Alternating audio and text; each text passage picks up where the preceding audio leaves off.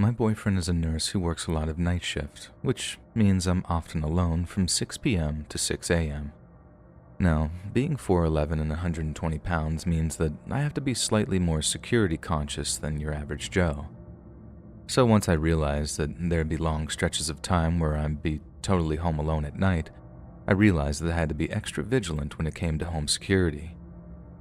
We didn't live in the best of neighborhoods, and after one of our neighbors got their apartment broken into while they were home in the middle of the day, the threat became very real and very frightening to us. We beefed up the locks on the front door, and my boyfriend insisted I go down to the range with him so I could learn how to use his handgun. I always made sure the front door was double locked at night, and I always made sure the gun was loaded and ready in the safe under our bed, especially when I was alone. All this is why it seems so inexplicable to me that our safety could have been compromised in any way, and what makes what I'm about to tell you so incredibly scary to me. It was one of those weeks where my husband was working nights, so I was home alone for the evening. I finished my bedtime routine, turned on my electric blanket, then settled into a half hour or so of Nintendo Switch until I felt sleepy enough to drift off.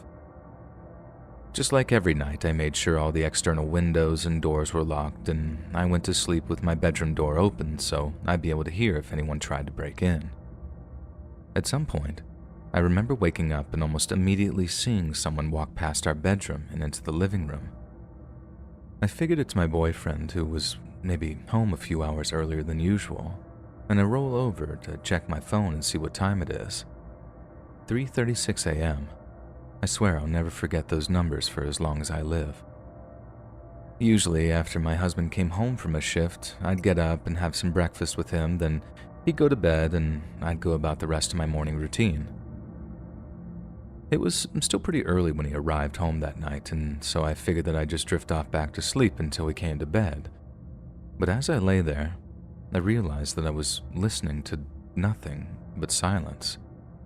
Even if my boyfriend was trying his very best to be quiet, there's no hiding the beeping of a microwave or the sounds of silverware coming out, and he was always hungry when he got back from his shift, so the fact that I couldn't hear him at all just kind of bothered me. So instead of going back to sleep, I got up, put on my bathrobe, and walked into the kitchen to see if he was okay.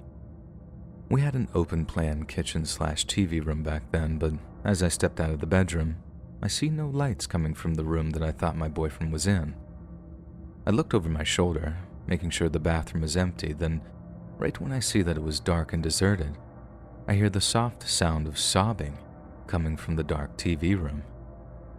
As creepy as that sounds, fear wasn't my first emotion. The way I saw it, my boyfriend was crying in the dark room, so all I wanted to do was comfort him. I didn't hesitate to flick the light on, walk in, and ask if he was okay. But when I did, I let out the biggest gasp of my life. Someone, who was definitely not my boyfriend, was sitting on the carpet in the corner of the TV room. They were sitting on their butt, knees up, tucking their face against their thighs so I couldn't see what they looked like, but I could see their body trembling gently from the sobbing. They were half naked, they were filthy, and even in this curled up posture I could see that they were very tall. The run back into my bedroom was a total blur, and I remember this bolt of fear going through me when I initially struggled with locking the door. Once it was secure, I ducked down to the safe, grabbed our gun, and called the cops.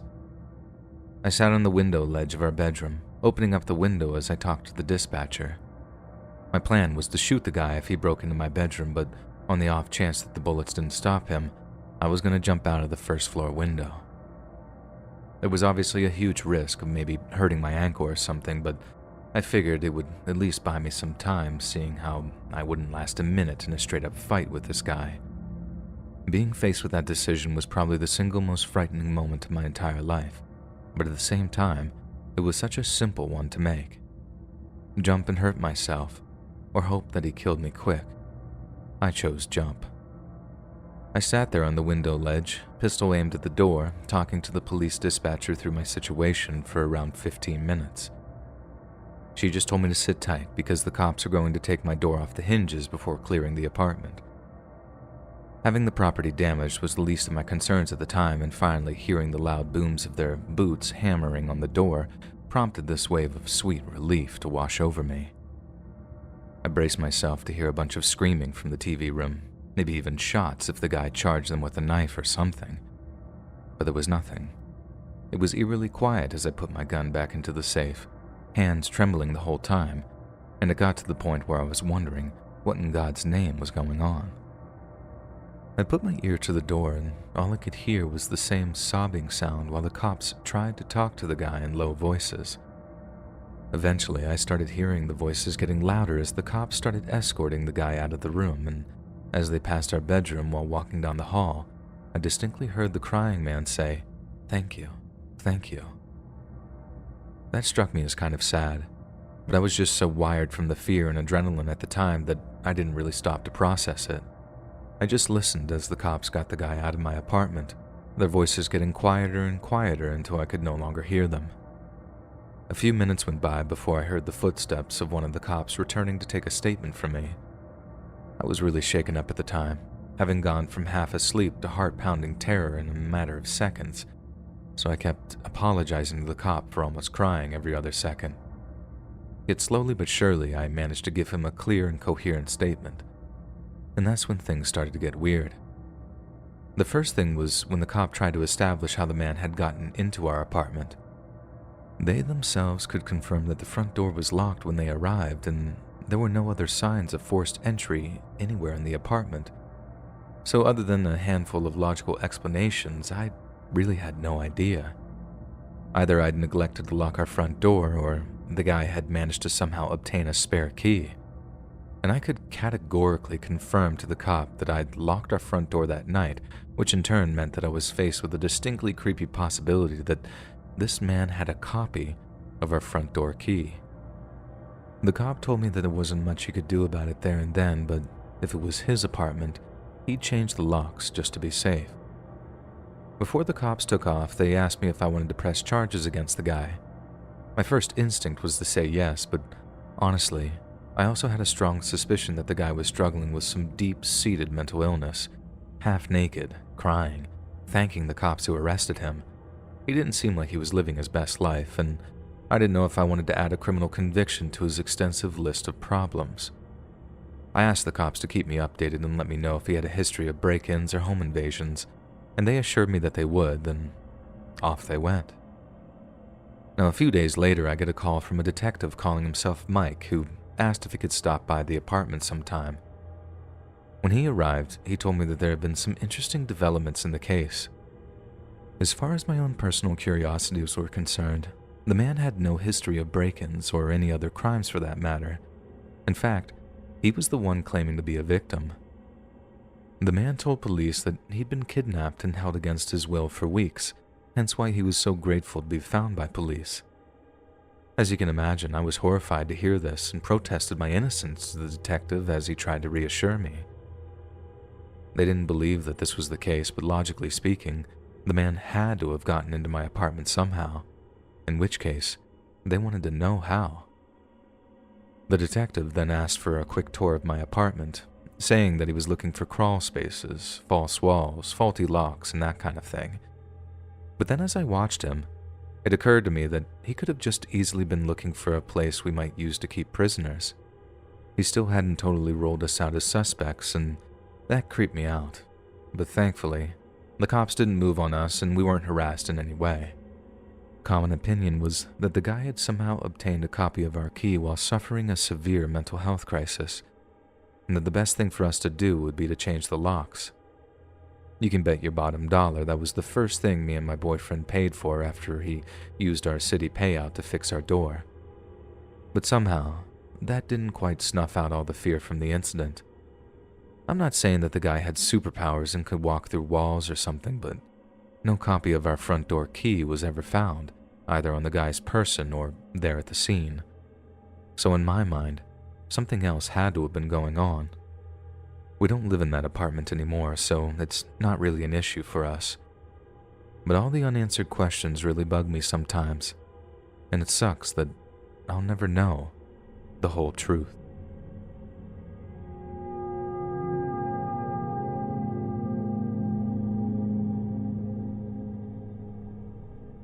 I just came across this subreddit and gosh, some of these are terrifying.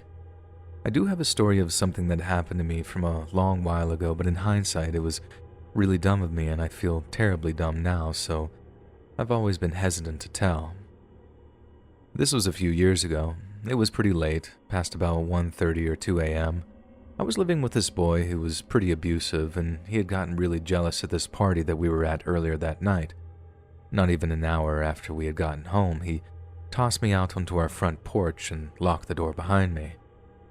I was knocking and pleading for him to please let me back inside. I was still wearing what I had worn to the party and it was freezing out. I wasn't sure what to do. He had my phone, purse, and wallet in the house with him, so I just sat on the porch crying. When he turned off the lights both inside and outside of the house, I knew that he wasn't going to let me back in. I felt so helpless and cold. I thought about knocking on a neighbor's door, though he didn't have many, but I had anxiety about waking any of them up and causing trouble for my boyfriend.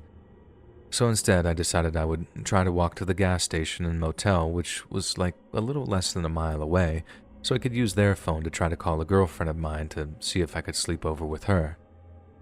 Ironically enough, the road I was walking on was Donner Pass Road, so the freezing cold was fitting. But anyway, a little bit into the walk, this tall white pickup truck was approaching on the opposite side of the road that I was on. I tried not to make eye contact for obvious reasons, but then I heard the truck stopping and beginning to make a U-turn, and my heart just started pounding. I just about froze up, but forced myself to speed walk at the very least. The truck pulled up to me, and this guy rolled down his window and asked what I was doing out this late. I told him how I was going to meet my friend at the gas station and that she was expecting me. He sort of smiled and offered me a ride. I said no thank you, citing that I shouldn't hitchhike. He told me, "Well, good. I don't pick up hitchhikers or anyone. You don't look like a hitchhiker, though. You just look like you need some help." He just kept driving next to me and told me that I shouldn't think that he was a creep, and he pulled out what looked like a police badge and told me that he had just gotten off of duty, which is why he was in civilian clothes and out so late. He said he wouldn't mind driving next to me just to make sure I get to where I was heading safely. I was naive and a bit too trusting of his kindness and credentials. When he offered me a ride again, I said that it would be nice because the gas station wasn't that far anyway. He popped the door open for me and I hopped in. The radio was low, it was a little messy, the ashtray was full of cigarettes, and there were a lot of newspapers on the passenger floor, so as I was moving my feet, some of the papers shifted, showing a pair of handcuffs, some coffee cups, empty water bottles, rags, and a highlight-colored bandana and some other things. He apologized, saying it was the truck that he took hunting, but it was super warm, so I was happy and didn't mind at all. He told me his name was John and asked why I was scantily dressed without a jacket, and I started to tell him about the party and the fight that I had with my boyfriend. He was super charming and attentive. He even laughed that he could go back and arrest him. I asked about him and he told me about his family. He was a young dad, he had a wife, a daughter, a son, and a dog, and I told him it was like he had the perfect little family, and he laughed and said he certainly did. Then it had sort of clicked for me to ask him if I could use his phone, but he said no because he had to save his battery. We were approaching the gas station and he drove right past it. I politely said, "Oh, I think that's the one." But he didn't answer me. I suddenly felt sick to my stomach. My heart started pounding. I started getting choked up.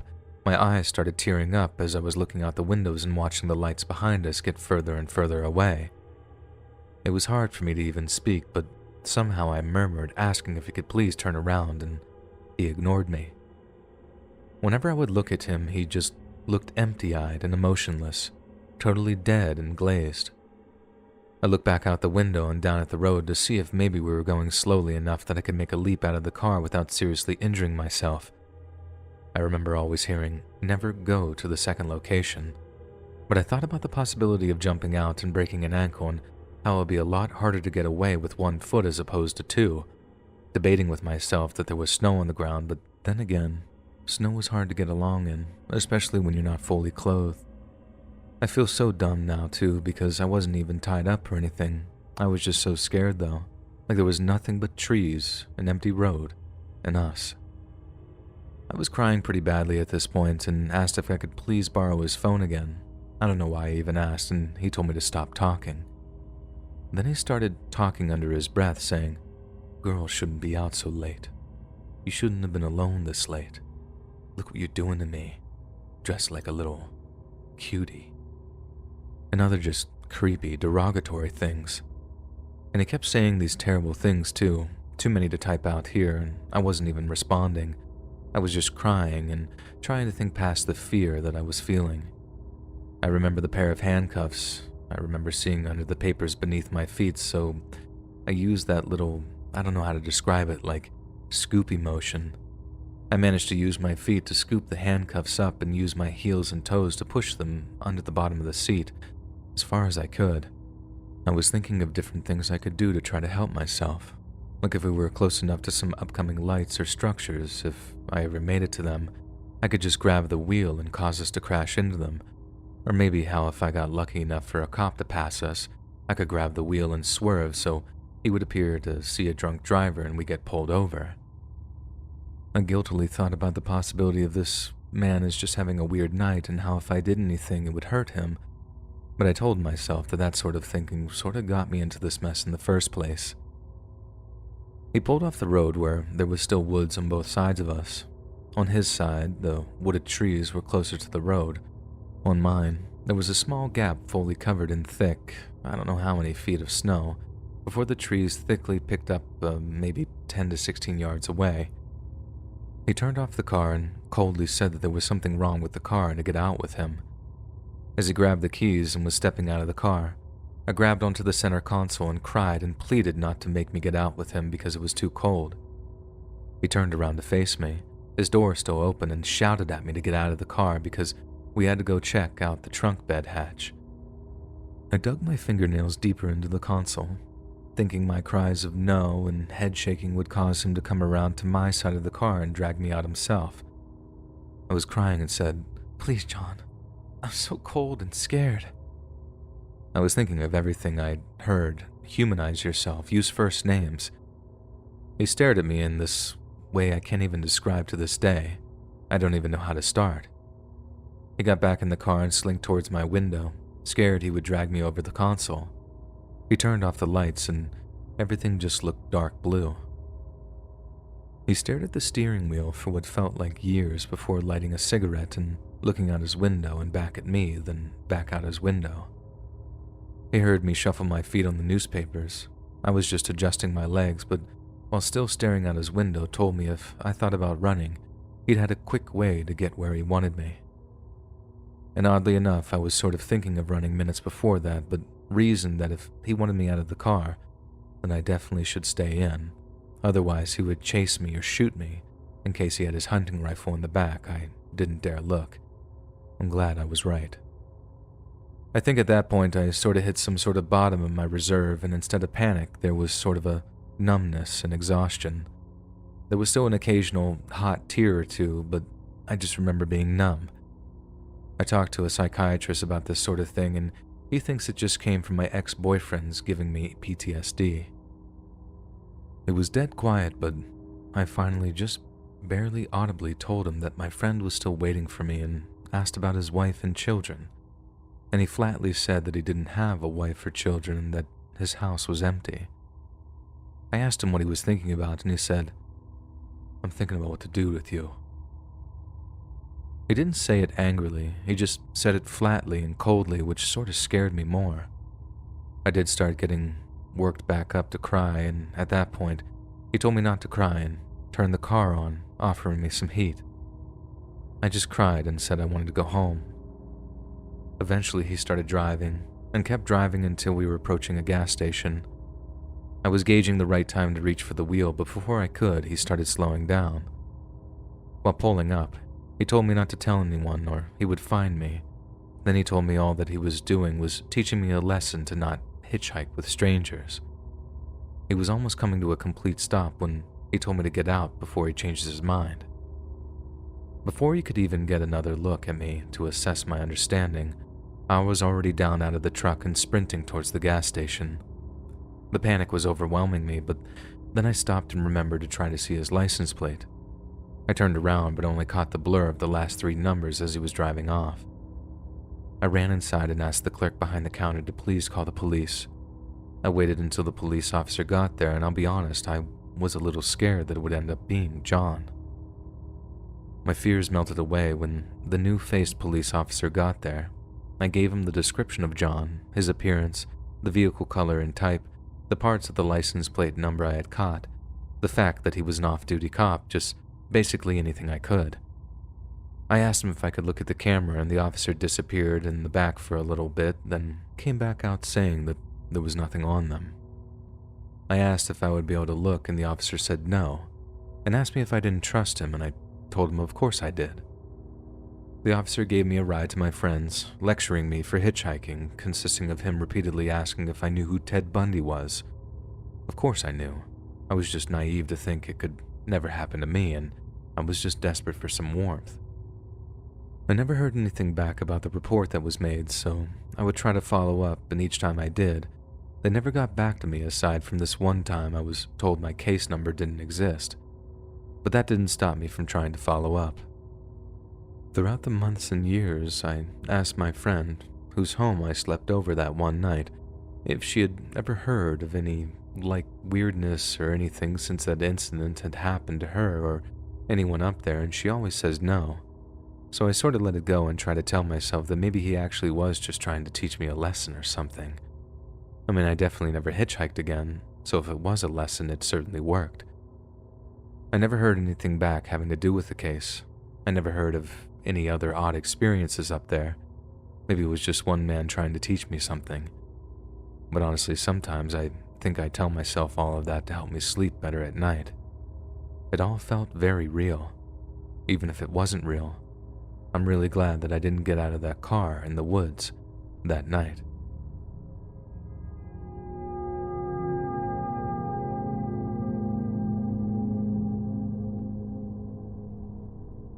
This was very recent, 6 days ago to be exact. I'm a huge fan of hiking or just simply taking walks in the woods. The only time I go alone is when I'm in the woods that I live near, and this day I was not. I was with my friend Lars in a walk about 3 hours from my house. We were planning on traveling around and staying at motels in the meantime. That day we decided to take a walk in a popular area for people who like to walk in the woods like me. The catch was that this woods was freaking huge. Not really bad to us though, as we were pretty thrilled about it. There wasn't much. It was pretty, we escaped the crowd, but every now and then we could see someone walking by.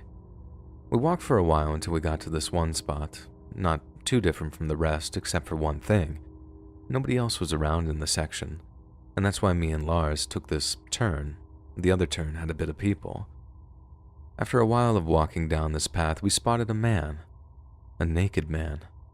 And we gave each other the look and turned around, and the man was slightly off the path, bent over and looking at something. As me and Lars were walking back, talking about the strange man, I heard a voice behind me. I turned to see the man, who was talking to us about the bug he picked up.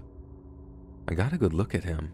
He was a bit tall, nothing crazy, bald with a few brown hairs beginning to grow, but completely naked.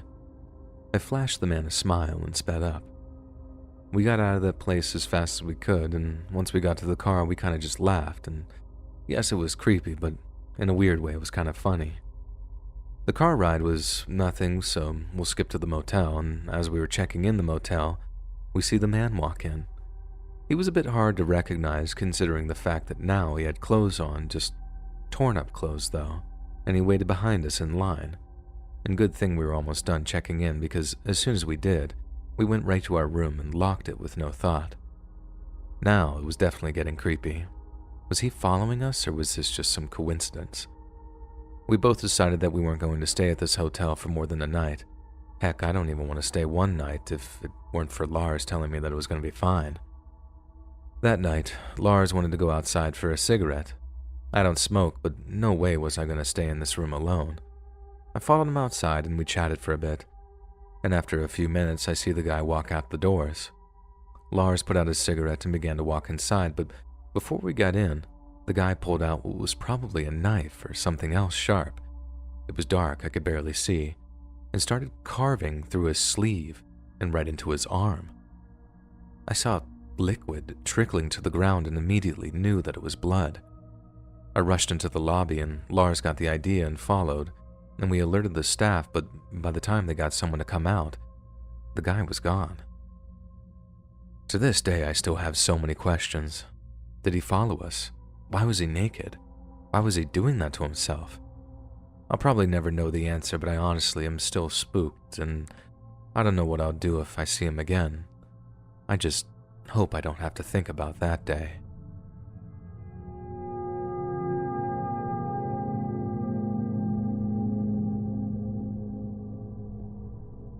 I've been debating about whether or not to post this, but I finally decided that it's been long enough for me to talk about it. This happened to me and my mom a few months ago back in October. It happened in a very rural part of New Hampshire, like a side road on a side road type of neighborhood. It was pouring out, as it had been raining for pretty much the whole day. My mom had gotten back from down the street in my sister's car, and I was on the couch in the living room when suddenly I hear the doorbell ring. Our front door has a big glass pane in the front, so you can look out from the inside and someone can look in from the outside. Through this window pane, I see a man. I didn't get a great look at him as I didn't have my long-distance glasses on. The man noticed that I had seen him and waved as if though he was trying to be friendly. For the rest of this post, I'll just refer to him as Poncho Man. I got up and thought about opening the door for Poncho Man, but relented.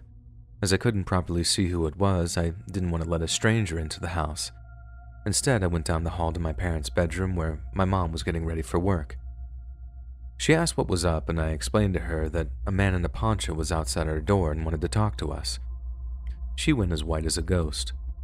Immediately, she stopped getting ready, closed and locked the bedroom door, and started checking the windows to make sure they were locked. I asked her what was going on. My mom explained that as she was driving home, she had seen the Poncho Man. He had been standing, motionless on the side of the main street. As soon as my mom turned down our road, he started to walk, presumably to follow her. She said the encounter was weird, but thought nothing more of it. Why would someone be out in the pouring rain down a back road in the afternoon? It was like he was waiting for something. I started to panic as well. My mom called my aunt, the two are like best friends, and asked what she should do. My aunt told her to call the police immediately, and so we did. We proceeded to pace around the bedroom, frantically looking out the windows to see if we could see Poncho Man.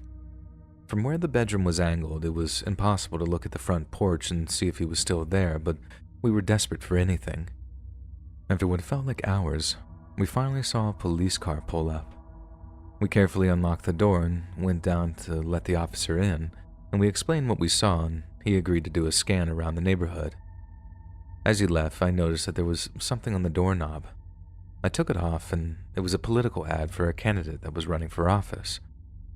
It's possible Poncho Man was just campaigning for the candidate, but there are a lot of holes in that story.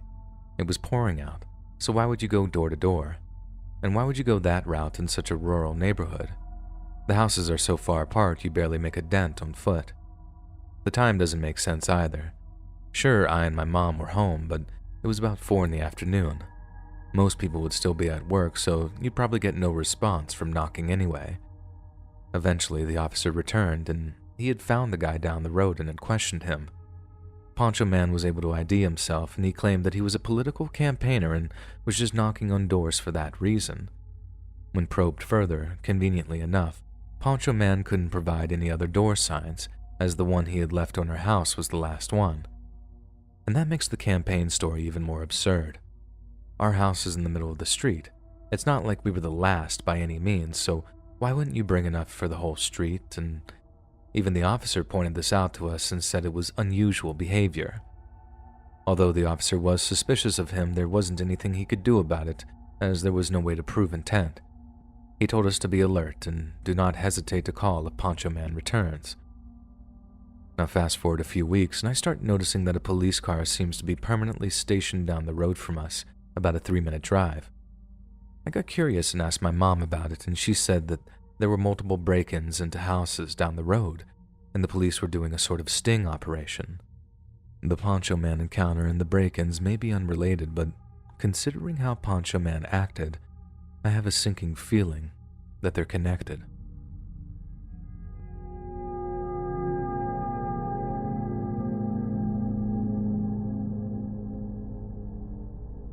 My wife and I recently purchased our first home after the birth of our daughter.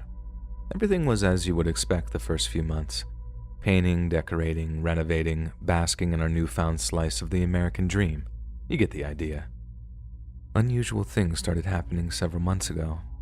One day, as I was getting home after work, I passed by a strange truck 2 or 3 houses down from ours. I say strange for a few reasons. We know literally everyone in our small neighborhood, and I'd never seen this truck or person before. There's no reason for through traffic to come down our street, and the truck was driving very slowly, like put it in drive but not press the gas slowly. As I pulled in the driveway, the truck flipped a U-turn and came back towards my house. Getting out of my car, the truck crawled by, and the driver stared daggers at me as he passed, then just sped off. I don't like to judge based on appearances, and I like to think that I don't really scare easy, but something about this guy's eyes gave me a bad feeling. Obviously, this was weird. I mentioned what happened to my wife, telling her that we should be more mindful about security. When I told her the type of truck, my wife said, "That same truck drove by and the guy stared at me when I got home this afternoon. I thought he was just being creepy and checking me out." I tried to tease her a bit to lighten the mood, calling her cocky for assuming any guy driving by was checking her out. I didn't want her to freak out, but I was definitely freaked out. We saw the truck a few more times over the next couple of months, either driving by slowly or parked down the block and facing our yard. But one day the truck stopped driving by and we haven't seen it since. I sort of dismissed the whole thing as me being paranoid. But then other things started happening. In the past month or so, my wife and I have been hearing tapping on the windows at the front of our house at night. It's happened 2 or 3 times to each of us separately, always at about 10 or 11 p.m., and always a soft but distinct tap, tap, tap, tap. It sounds like knocking with a single knuckle on the metal part of a screen door, if that makes sense. The first time that my wife and I heard the tapping together was last weekend. We were in the front room playing with our daughter at around 9:30, just about to settle down for bed. Our front room has a large, almost floor-to-ceiling window running the length of the wall next to the front door, which faces the street. We were all sitting on the floor with our backs to the window reading our daughter a book when we heard it. Tap, tap, tap, tap. Now our house is older. Creaks and cracks are not uncommon, but this sound was so distinctly intentional that my wife and I immediately looked at each other and bolted up out of the room. I had my wife and daughter lock themselves in the back room while I turned on all the lights and did a sweep around the outside of the house. Of course, I didn't see anything and was ready to dismiss the whole thing as more paranoia over something that probably had an innocent explanation. Until last night. At around 9:45, we heard our daughter making noises on the baby monitor. I waited a few minutes to see if she would settle down, but when it became clear that she wouldn't, I got up to put her back to sleep. The layout of the room is important to visualize this next part. This room is on the side of our house, but the exterior wall juts out a bit in an L shape, and the corner of this L is made up of windows. If you're standing in the door to the room, you're directly across from these windows in one corner, and there's a rocking chair in the other corner pointed towards the front of the house. One window faces the street and the other faces our neighbor's house. A garden bed planted with small shrubs wraps around the outside of the house directly underneath. I was sitting in the chair getting my daughter settled down. I had a lamp on so the room was softly lit. When she fell asleep, I stood up to put her in her crib when something caught my eye. There was a figure standing about a foot away from the window, in the bare space between the shrubs and the house, and they were staring at us. I didn't look long enough to see anything more than what appeared to be a man in a light gray hoodie standing a few feet away on the other side of the glass. Sprinting from the room, I brought my daughter back to my wife and I's bedroom, leaving her there while telling my understandably confused wife to lock the door. After turning off all the lights inside the house and turning all the lights outside, I began moving from room to room. Peering out of the windows into the darkness, I couldn't see anything out of the ordinary. Whoever it must have been had taken off after seeing me notice them and me making a quick exit. Obviously, I had some trouble sleeping after this, I spent hours checking security cameras and going from room to room looking out windows into the night, hoping but also not hoping that I would see anything that could explain what happened. This morning, I went outside to the spot where the figure would have been standing. I thought and hoped that maybe there was a plant or something that I mistook for a person. When I got to the spot, I realized the figure had been standing exactly in a bare patch of ground about 2 feet in diameter, directly in front of that window. Part of me is still hoping that I'm being paranoid. The mind can play tricks on you in the dark, seeing things that aren't there, especially when you're sleep-deprived and a new parent. But with everything that's been happening, I can't shake the feeling that there was actually someone out there last night, watching us. But please, let me be wrong.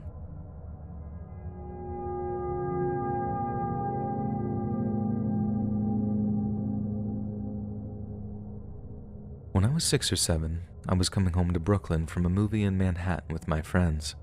I was the only one who lived in BK, so I walked home from the train alone. I was used to being out late by myself. I had a midnight curfew, but I frequently broke it because I thought nothing bad would ever happen to me, despite an uptick of assaults in our neighborhood at the time. This night, however, I was actually slated to get home on time for once. It was the summer after I graduated high school and I was feeling amazing. I'd had a little to drink and a little to smoke and I felt like I was on top of the world. It was so hot out and I remember that I was wearing this long, sheer cape thing with a very tight and revealing little dress underneath. Not that anything would have probably been different if I had been wearing shorts and a t-shirt. However, because of my fun little outfit, I was feeling myself and being so stupid, taking selfies while I walked down the dark streets and listening to music with both headphones in, not paying any attention to my surroundings, and I think I even sang as I walked. I got to my building after finishing my 10-minute walk from the train and walked up to the steps to our apartment. We lived in a brownstone with apartments in it, and ours was on the 3rd floor. We had a gate at the bottom of the steps separating us from the sidewalk. I pulled out my headphones and began to fumble with my keys at the top of the steps. And just as I had found the correct key, still humming to myself and thinking about my great night, I heard the latch on the gate clank as if it were being opened. I turned around and saw a man standing at the gate, staring at me. He was young, probably early 20s, wearing a gray hoodie with the hood up, covering part of his face. But I could see his eyes, and immediately I knew something was off because of how blank yet nervous his expression was. One hand was on the handle of the gate, as if he were about to open it completely, but stopped once I turned around. Somehow, my fight-or-flight instinct didn't kick in yet. It was probably the alcohol. I cautiously called down, "Can I help you?" And he didn't respond.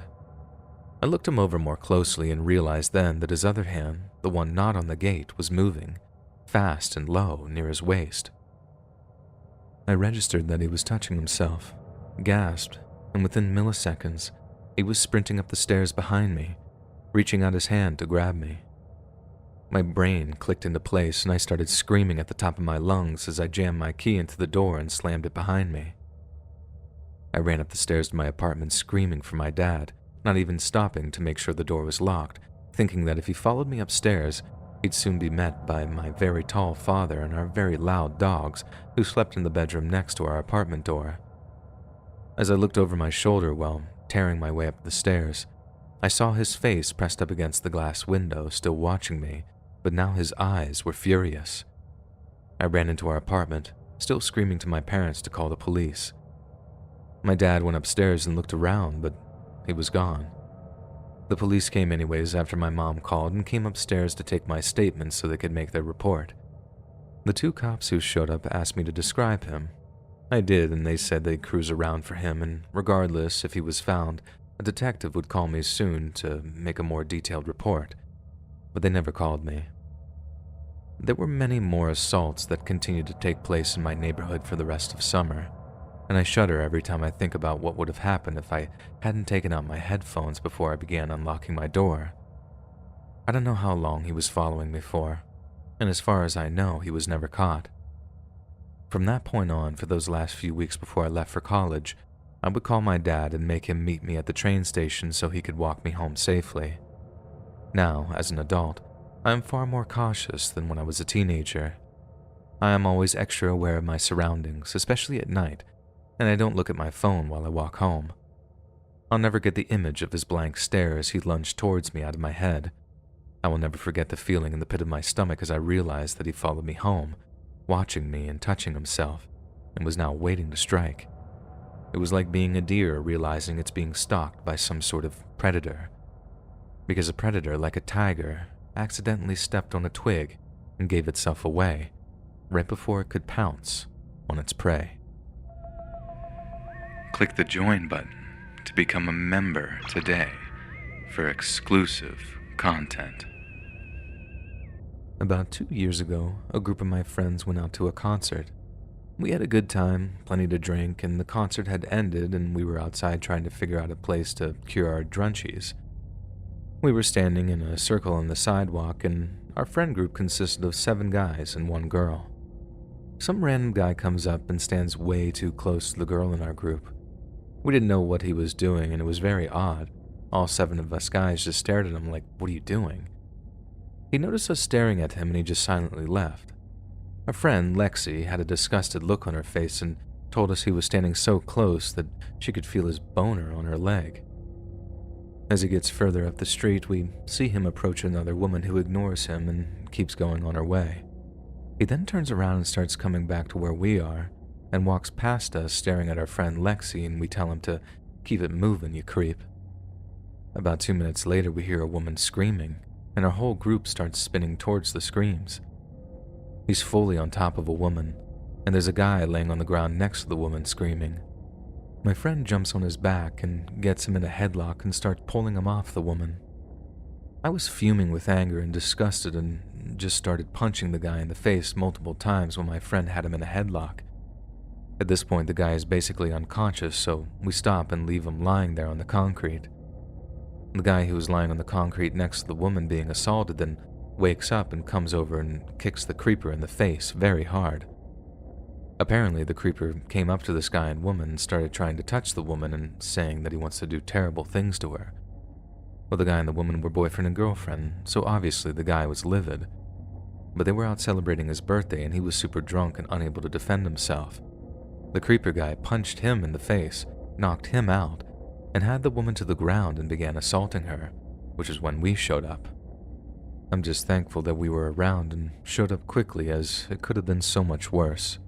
I normally don't condone violence at all, but sometimes it's the only option.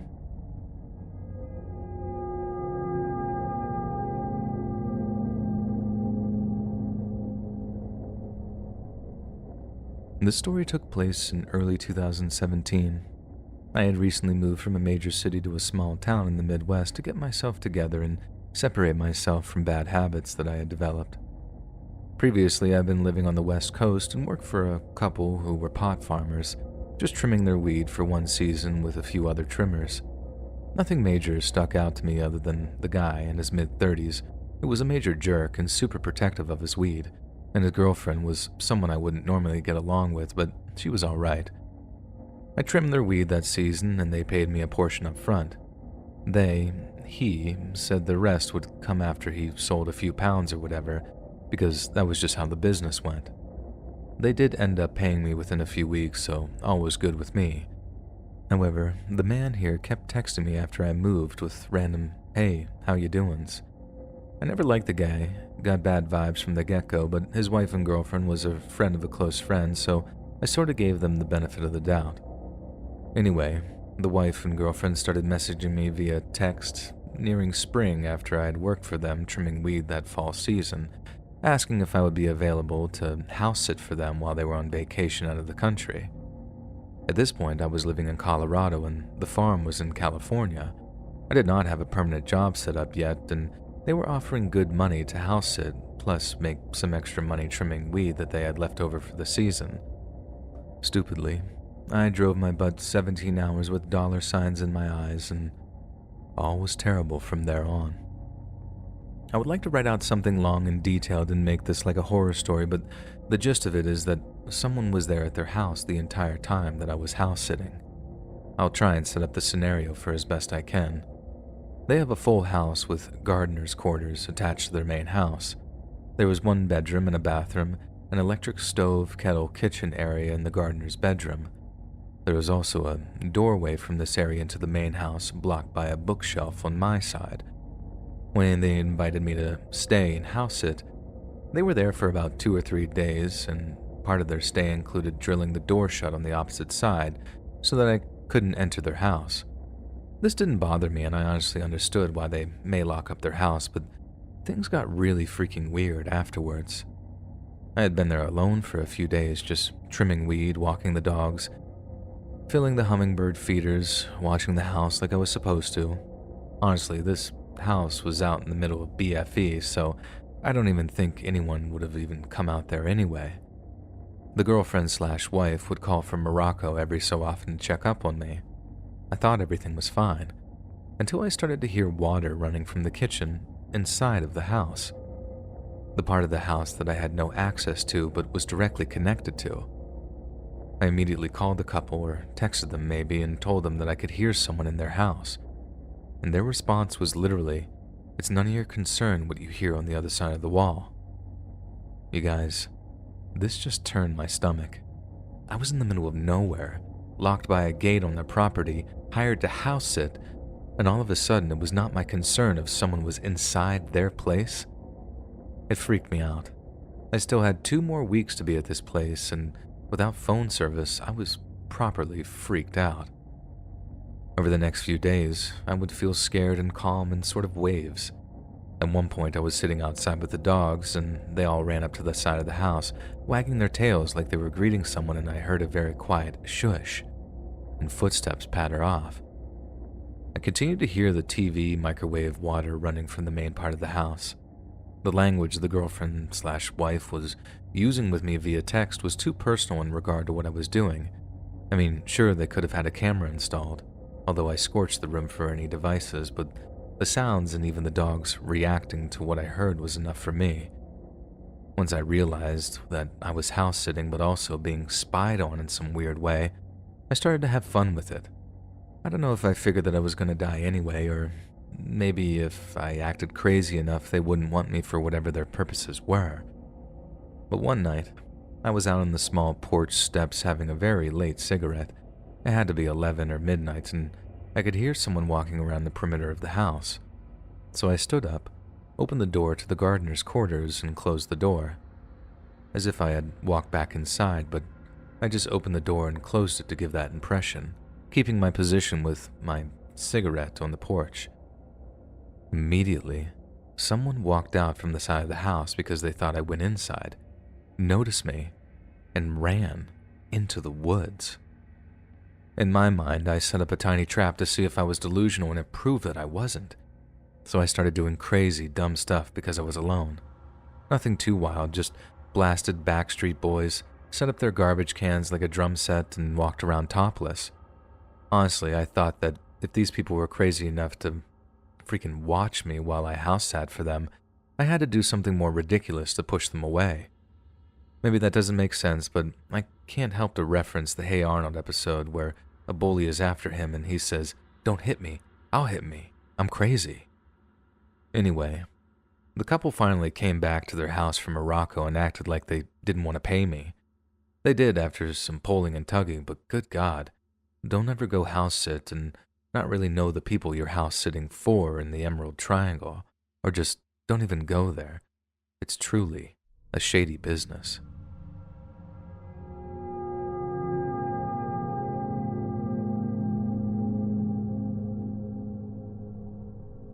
Last night at around 5 a.m., I was asleep.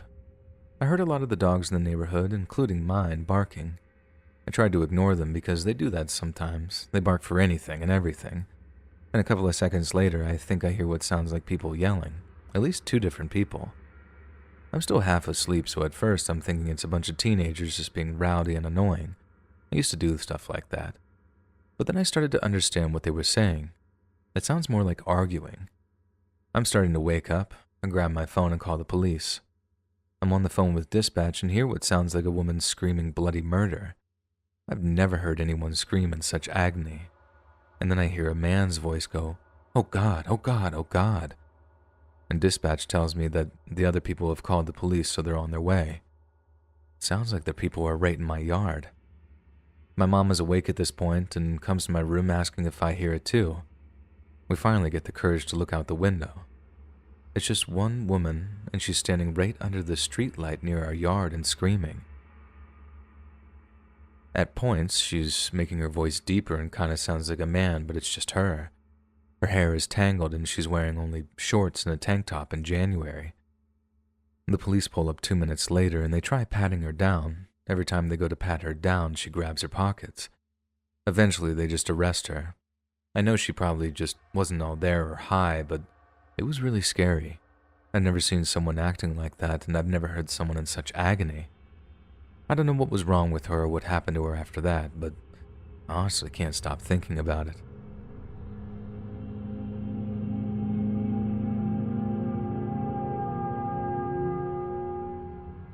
It was the spring after I graduated college. I'm a 22-year-old female and didn't know what I wanted to do with my life. So, decided to take a pause and ride my bike down the coast from Canada to Mexico. I was pretty nervous to be going by myself, but for the majority of the time, I felt safe. Halfway through or so, I got pretty comfortable with sleeping alone in fairly empty campsites and parks. There were even some stretches on the trip that I rode with other bike tourists. This one encounter, however, brought my guard back up for the remainder of the time. I was halfway down the Oregon coast and was a mile or so from the campground that I had planned to stay for the night. There was this notable yellow vintage Ferrari car that had passed me headed in the opposite direction. When I pulled into the campground, I stopped at the information board to look at the map and fees. As I'm sitting there, I see the yellow car coming down the road and it stops where I am. This older guy in his late 50s, maybe early 60s, gets out and starts looking at the board with me. He's friendly and seems completely normal, charismatic even.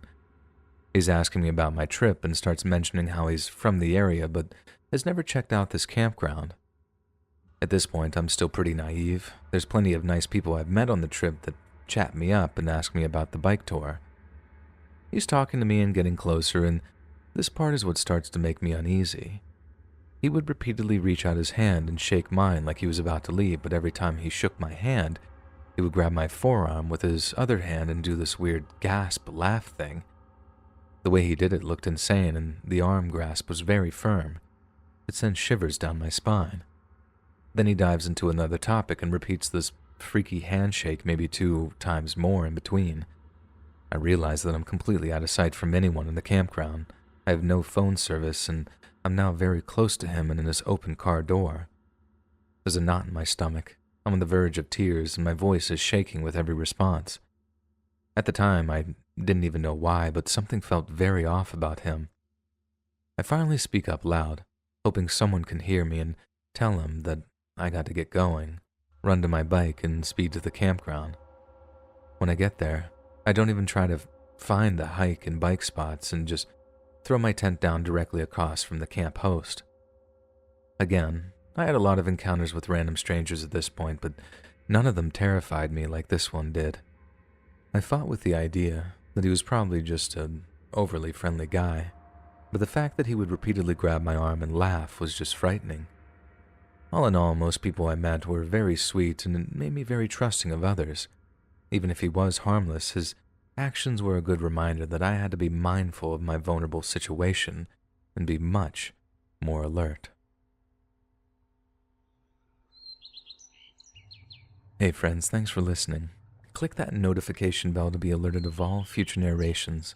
I release new videos every Monday, Wednesday, and Friday at 7 p.m. EST, and super fun live streams on Sunday, Tuesdays, and Thursday nights. You should come join. If you got a story, be sure to submit them to my subreddit, r/Let'sReadOfficial, and maybe even hear your story featured on the next video.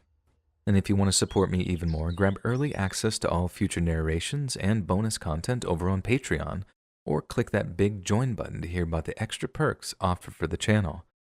And check out the Let's Read podcast, where you can hear all of these stories in big compilations and save huge on data, located anywhere you listen to podcasts.